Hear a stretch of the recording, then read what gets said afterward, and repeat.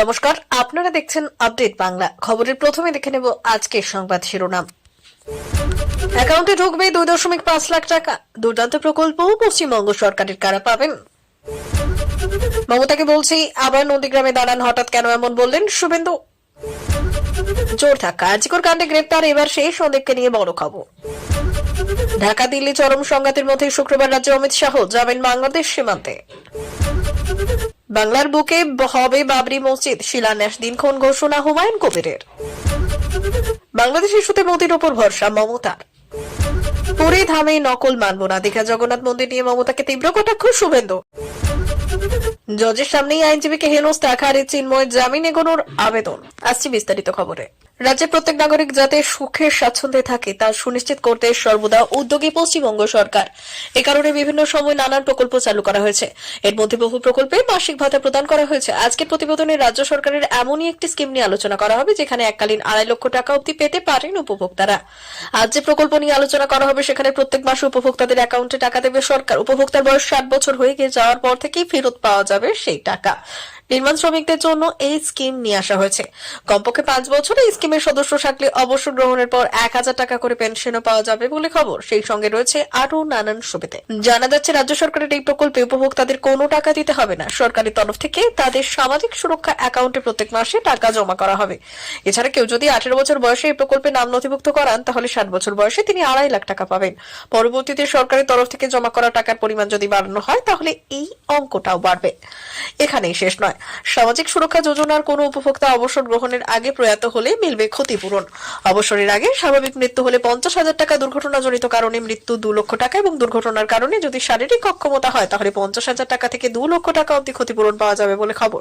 এই প্রকল্পের সুবিধা পেতে গেলে অবশ্য কিছু শর্তাবলীও মানতে হয়।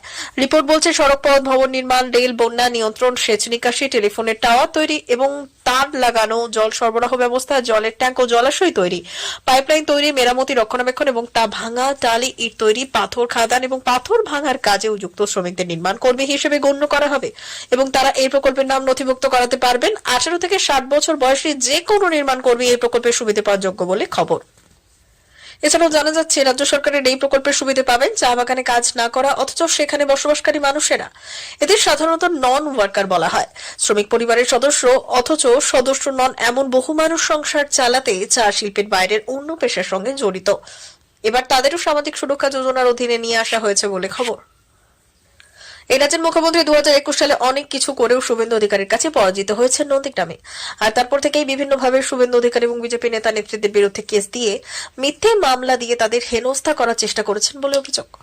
সম্প্রতি নন্দীগ্রামে একটি ঘটনার পরিপ্রেক্ষিতে যে সমস্ত মামলা হয়েছে তার বিরুদ্ধে আজ গর্জে উঠেছেন রাজ্যের বিরোধী দলনেতা। থানায় গিয়ে পুলিশ কর্তাদের সঙ্গে দেখা করার পর সাংবাদিকদের মুখোমুখি হয়ে মমতা বন্দ্যোপাধ্যায়ের উদ্দেশ্যে বড় আহ্বান জানালেন শুভেন্দু অধিকারী। প্রসঙ্গত এদিন এই ব্যাপারে সাংবাদিকদের মুখোমুখি হলেন রাজ্যের বিরোধী দলনেতা শুভেন্দু অধিকারী। আর সেইখানেই তিনি বললেন, মমতা ব্যানার্জিকে বলছি এসব পুলিশ দিয়ে করে কিছু লাভ হবে না। আপনি একবার দাঁড়িয়েছেন, আপনাকে 2000-এ হারিয়েছি, এরপর আপনি আবার দাঁড়ান নন্দীগ্রামে, আমি আপনাকে 20,000-এ হারাবো। আরজিকরের প্রাক্তন অধ্যক্ষ সন্দীপ ঘোষের ঠিকানা এখন জেলে। চিকিৎসক, ধর্ষণ, হত্যাকাণ্ড এবং আর্থিক দুর্নীতি 2 মামলাতেই তাকে গ্রেপ্তার করেছে সিবিআই। এবার সেই সন্দীপকে নিয়ে সামনে আসছে নয়া খবর। তাই বেআইনি বাড়ির শুনানির সময় হিয়ারিং অফিসের ঘর উত্তপ্ত হয়ে উঠেছে বলে খবর। জানা যাচ্ছে আরজিকরের প্রাক্তন অধ্যক্ষের বেলেঘাটার বাড়ি নিয়ে সমস্যা দেখা দিয়েছে, সেটি বেআইনি বলে ইতিমধ্যেই নোটিশ লাগিয়েছে কলকাতা পুরসভা। বুধবার এই বিষয়ে শুনানি ছিল আর সেই সময় হিয়ারিং অফিসের ঘর উত্তপ্ত হয়ে ওঠে বলে খবর। সেখান থেকে বেরিয়ে যান সন্দীপের আইনজীবী। একটি সর্বভারতীয় সংবাদ মাধ্যমের প্রতিবেদন অনুযায়ী প্রথম থেকেই বাগবিতণ্ডায় জড়িয়ে পড়েছিলেন পুরসভার তরফ থেকে শুনানির দায়িত্বে থাকা আধিকারিক এবং অভিযোগকারী অংশুমান সরকার। অভিযোগকারী দাবি, শুনানির জন্য গুরুত্বপূর্ণ কিছু নথি থাকা দরকার, তবে সেগুলি আনার বিষয়ে পুরসভার কোনো সক্রিয় ভূমিকা নেই। আরজিকরের প্রাক্তন অধ্যক্ষকে পুরসভা বাঁচাতে চাইছে বলে অভিযোগ করেছেন তিনি। জানা যাচ্ছে এদিন পুরসভার হিয়ারিং অফিসের সামনে অভিযোগকারী অংশুমান দাবি করেছেন ওই বাড়ি সম্পূর্ণ অবৈধ, এখানে এইভাবে ঝুলিয়ে রাখা যাবে না। পুরসভা কেন কোনো তথ্য জোগাড় করতে পারলো না প্রশ্ন করেছেন তিনি। সেই সঙ্গে লড়াই চালিয়ে যাওয়ার হুঁশিয়ারিও দিয়েছেন বলে খবর। অন্যদিকে সন্দীপের আইনজীবী আবার বললেন, এই বিষয়ে কলকাতা হাইকোর্টের বিচারপতি কৌশিক চন্দ্রর এজলাসে একটা স্থগিতাদেশ পাওয়া গিয়েছে, তবে পুরসভা শুনানি চালাতে কোথাও কোনো বাধা নেই। এদিন পুরসভা বেশ কিছু নথি দেখাতে পারেনি, ফের যেদিন শুনানির সময় দেওয়া হবে সেদিন আসবেন বলে জানিয়েছেন তিনি। এদিকে জানা যাচ্ছে, সন্দীপের বেলেঘাটার বাড়ি বেআইনি বলে নোটিশ লাগিয়ে দেওয়া হয়েছে। বাড়ির নকশা, বাড়ির কতখানি অংশ অবৈধভাবে বানানো হয়েছে সেই তথ্য পাওয়া যায়নি। দাবি অভিযোগকারীর, কেন এখনো এগুলি হাতে এলো না? আপাতত এই প্রশ্নই মাথা চাড়া দিয়েছে। আগামী সপ্তাহের 20 ডিসেম্বর শুক্রবার শিলিগুড়িতে আসছেন কেন্দ্রীয় স্বরাষ্ট্রমন্ত্রী অমিত শাহ। সীমা সুরক্ষা বলের 61তম প্রতিষ্ঠা দিবসে অনুষ্ঠানের প্রধান অতিথি হিসেবে উপস্থিত থাকতে শিলিগুড়িতে আসছেন কেন্দ্রীয় স্বরাষ্ট্রমন্ত্রী অমিত শাহ। বুধবার শিলিগুড়ি রানীডাঙ্গার সাংবাদিক সম্মেলন করে জানালেন এসএসবি শিলিগুড়ি ফ্রন্টিয়ার হেডকোয়ার্টারের আইজি সুধীর কুমার। আগামী 20 ডিসেম্বর শিলিগুড়ি রানীডাঙ্গাতে এসএসবির প্রতিষ্ঠা দিবসের প্যারেডে অংশ নেবেন কেন্দ্রীয় স্বরাষ্ট্রমন্ত্রী। প্রতিষ্ঠা দিবসের অনুষ্ঠানে স্বরাষ্ট্রমন্ত্রীকে সালামি দেওয়ার পাশাপাশি উত্তরবঙ্গের একাধিক জনগোষ্ঠীর কৃষ্টি এবং সংস্কৃতি তুলে ধরা হবে ওই অনুষ্ঠানে।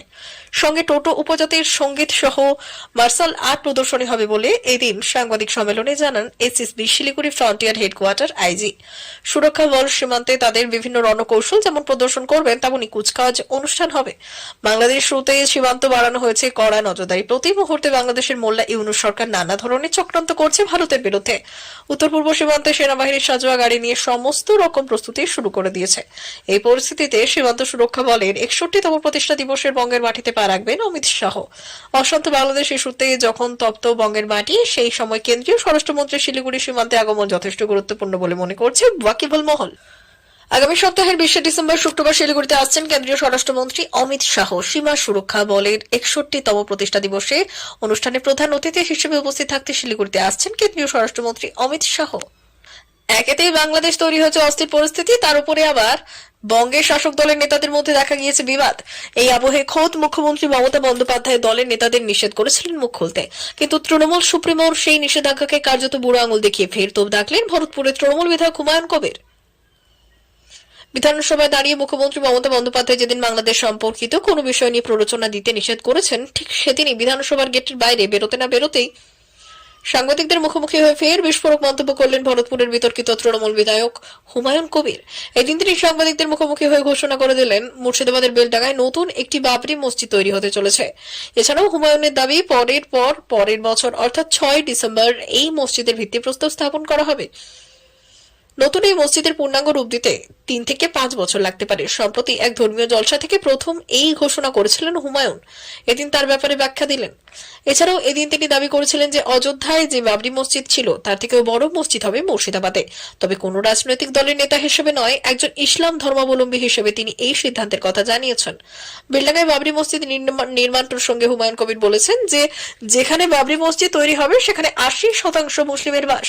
2025 সালে ওই মসজিদের শিলান্যাস করা হবে। কিছু লোককে জায়গা খোঁজার দায়িত্ব দেওয়া হয়েছে, কয়েকজন ইঞ্জিনিয়ারকে দায়িত্ব দিয়েছি, তারা প্ল্যান করবেন। এখানে রাজ্য সরকার বা তৃণমূলের কোনো বিষয় নেই। মুসলিমদের আবেগকে গুরুত্ব দিয়ে একটি ট্রাস্টি তৈরি করে মসজিদ তৈরি হয়। এদিকে হুমায়ুনের ভবিষ্যৎ পরিকল্পনার বিষয়ে কড়া প্রতিক্রিয়া দিয়েছে বিধানসভার বিরোধী দলনেতা শুভেন্দু অধিকারী। তিনি বলেছে, এটাই তো তৃণমূলের কৌশল, এরা মুখে ধর্মনিরপেক্ষতার কথা বলবে, মুখ্যমন্ত্রী বিধানসভায় দাঁড়িয়ে শান্তির বাণী দেবেন, আর দলের বিধায়করা বাবরি মসজিদ তৈরি করবেন। পশ্চিমবঙ্গের হিন্দু সম্প্রদায়ের মানুষ এদের চিনে গিয়েছে। তবে হুমায়ুনের বিরুদ্ধে ক্ষুব্ধ বেশ কয়েকজনের তৃণমূল নেতা। তার কথা, অতীতে দলের প্রবীণ নেতাদের প্রকাশ্যে আক্রমণ করার জন্য পার্টি শোকজ করেছিল হুমায়ুনকে। এরপরেও উনি লাগাতার তৃণমূলকে বিড়ম্বনায় ফেলে চলেছেন। বাংলাদেশের অশান্তিকে হাতিয়ার করে বাংলাকে উত্তপ্ত করার চেষ্টা চলছে। দীঘা থেকে উদ্বেগ প্রকাশ করলেন মুখ্যমন্ত্রী মমতা বন্দ্যোপাধ্যায়। পরিস্থিতি নিয়ে সোশ্যাল মিডিয়ায় ভুয়ো বেশ কিছু ভিডিও ছড়িয়েছে বলে দাবি। পরিস্থিতি নিয়ে সোশ্যাল মিডিয়ার ভুয়ো বেশ কিছু ভিডিও ছড়িয়েছে বলে দাবি করলেন তিনি। সেগুলোকে ব্যবহার করে বাংলাকে অশান্ত করার চেষ্টা চলছে বলে মন্তব্য করেছেন। মমতা বন্দ্যোপাধ্যায়ের আহ্বান, বাংলাদেশের সংখ্যালঘু যারা ফিরতে চান বর্ডার খোলাই রয়েছে, ভিসাও পাওয়া যাচ্ছে, ফলে তারা যেন দ্রুত ফিরে আসেন। চূড়ান্ত সিদ্ধান্ত কেন্দ্রের, এই দিন ফের তা স্পষ্ট করে দিয়েছেন মমতা। খাচ্ছি খাবার, গিলছে বিষ শহরের খাবারের পুরো রিপোর্ট কি জানালেন? দীঘা জগন্নাথ মন্দিরে ঘুরে দেখেন মুখ্যমন্ত্রী, সেখানেই বাংলাদেশ নিয়ে প্রশ্ন করা হয় তাকে। তাতে মুখ্যমন্ত্রী সব জানিয়েছেন বাংলাদেশের পরিস্থিতি কেন্দ্রের আওতায়, যা সিদ্ধান্ত নেওয়ার তা ভারত সরকার নেবে। ইতিমধ্যে প্রতিনিধিও পাঠানো হয়েছে, দুদেশের বৈঠকও হয়েছে। মুখ্যমন্ত্রীর কথায় হিন্দুদের উপর নির্যাতন কখনোই মেনে নেব না। ভারত সরকার ব্যবস্থা করছে, বর্ডারগুলো খোলাই রয়েছে, ভিসাও পাওয়া যাচ্ছে। যারা আক্রান্ত তারা বাংলায় চলে আসুন। উল্লেখ্য, গত কয়েক মাস ধরে মৌলবাদীদের তাণ্ডবে উত্তাল বাংলাদেশ, চরমে হিন্দু নির্যাতন। ষোড়শী চিন্ময় কৃষ্ণ দাসের জামিনের আবেদন নিয়ে আনার মামলা খারিজ চট্টগ্রাম আদালত। বুধবার 3টি মামলার আবেদন করেন রবীন্দ্র ঘোষ নামে বাংলাদেশের সুপ্রিম কোর্টের এক আইনজীবী। তিনি ঢাকা থেকে এসেছিলেন চট্টগ্রামে, কিন্তু তার আবেদন শুনানি হয়নি কোর্টে। দায়রা আদালতের বিচারক সাইফুল ইসলাম সেই আবেদন খারিজ করে দেন। উপযুক্ত ওকালত নামা না থাকার কারণে দোষী খারিজ হয় আবেদন। জানা যাচ্ছে, চট্টগ্রাম আদালতের কোনো আইনজীবী না থাকায় ওকালত নামা ছিল না। তবে এখানেই শেষ নয়। 71 বছর বয়সী ওই আইনজীবীকে বিচারকের সামনে নিগ্রহ করা হয়েছে বলে খবর উঠেছে। বস্তুত রবীন্দ্র ঘোষ ঢাকা শীর্ষ আদালতের আইনজীবী। চট্টগ্রাম আদালতের কোনো আইনজীবী চিন্ময় কৃষ্ণের পক্ষের সওয়াল করতে চাননি বলে জানা গিয়েছে। অভিযোগ উঠে আগে বার অ্যাসোসিয়েশনের পক্ষ থেকে হুমকি দেওয়া হয় চিন্ময়ের পক্ষে সওয়াল না করার। মমতা সরকার সংবিধান লঙ্ঘন করে ধর্মীয় প্রতিষ্ঠানের কার্যক্রমে হস্তক্ষেপ করছে, হিন্দু ধর্মের ঐতিহ্য এবং বিশ্বাসের অবমাননা করছেন। বুধবার বিধানসভা অধিবেশন শেষে দীঘা জগন্নাথ মন্দির নিয়ে সরব হলেন রাজ্যের বিরোধী দলনেতা শুভেন্দু অধিকারী। এদিন দীঘা জগন্নাথ মন্দির তৈরির কাজ কেমন চলছে তা পরিদর্শনে গিয়েছিলেন মুখ্যমন্ত্রী মমতা বন্দ্যোপাধ্যায়। তার দাবি, 20 একর জায়গায় তৈরি মন্দিরটি সরকারি টাকায় হচ্ছে, যা আইন বিরুদ্ধ। কাগজপত্রে কোথাও মন্দির নির্মাণের কোনো উল্লেখ নেই। শুভেন্দু বলছেন, কাগজপত্রে কোথাও মন্দিরের উল্লেখ নেই, সংবিধান আমাদের সব থেকে বড়। বিজেপি নেতার অভিযোগ, মমতা সরকার পুরীর ধামের মতো স্থাপত্য তৈরি করতে চাইছে, যা তিনি হিন্দু ধর্মের অপমান বলে উল্লেখ করেছেন। তিনি বললেন, আমি একজন জগন্নাথ দেবের ভক্ত হিসেবে পরিষ্কার বলতে চাই, 4 ধামের এক ধাম পুরী ধাম। একে নকল করবেন না, এই অধিকার কোনো হিন্দু আপনাকে দেয়নি। কেদার বদ্রীর বিকল্প হয় না, গীতাকে পাল্টানো যায় না। অভিনন্দনকে শুভ নন্দন করতে পারেন, কিন্তু পুরী ধামের বদল আপনি এমন মন্দির করতে পারেন না। সাহস কোথা থেকে হয় এসবের? মুখ্যমন্ত্রীর পাশাপাশি এদিন ইসকনের সদস্য শ্রী রাধারমন দাসকেও কটাক্ষ করেছেন বিরোধী দলনেতা। তার বক্তব্য, আমার লজ্জা লেগেছে রাধারমন দাসজিকে দেখে। শ্রীলা প্রভুপাদ ইসকন তৈরি করেছেন শ্রী চৈতন্য দেবের ভাবধারায়। শ্রী চৈতন্য দেব পুরীতে 3 বারের বেশি গিয়েছেন। তমলুকে মহাপ্রভুর মন্দিরে থেকেছেন বহুদিন। প্রিয় দর্শক, এখনকার মতো খবর এই পর্যন্তই। ধন্যবাদ।